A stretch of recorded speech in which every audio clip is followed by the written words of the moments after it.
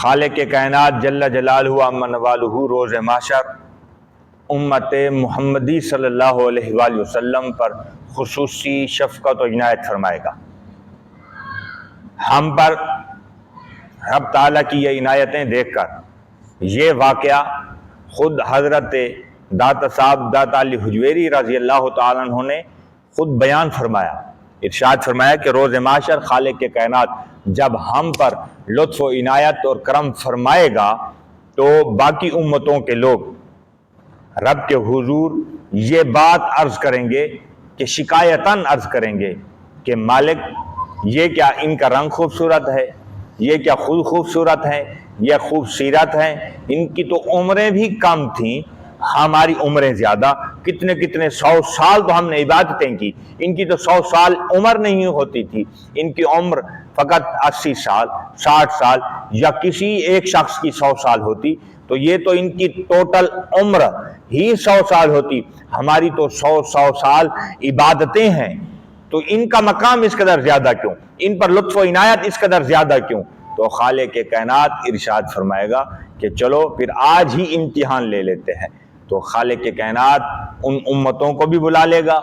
اور امت محمدی صلی اللہ علیہ وسلم میں سے اولیاء کی جماعت کو بھی بلا لے گا،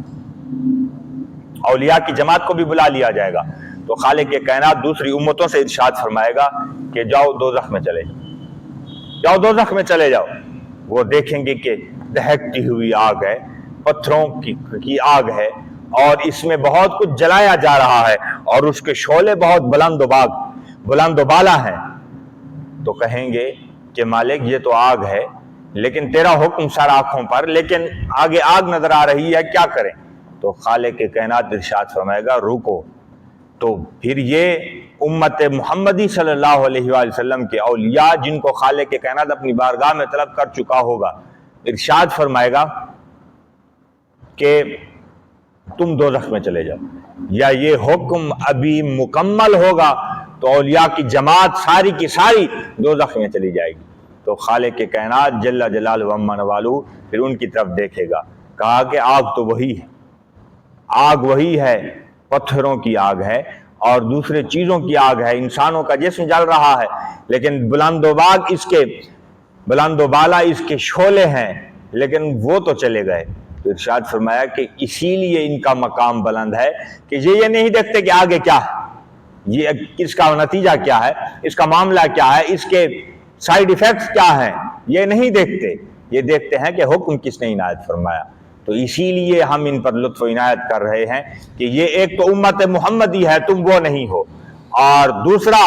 ان پر لطف و عنایت کی وجہ یہ ہے کہ یہ سوال نہیں کرتے، فقط بات مانتے ہیں، سرخم کرتے ہیں۔ تو رب کائنات جل جلالہ و عم نوالہ سرخم کرنے والے کو اپنی بارگاہ میں بڑا مقبول فرماتا ہے، پسند فرماتا ہے۔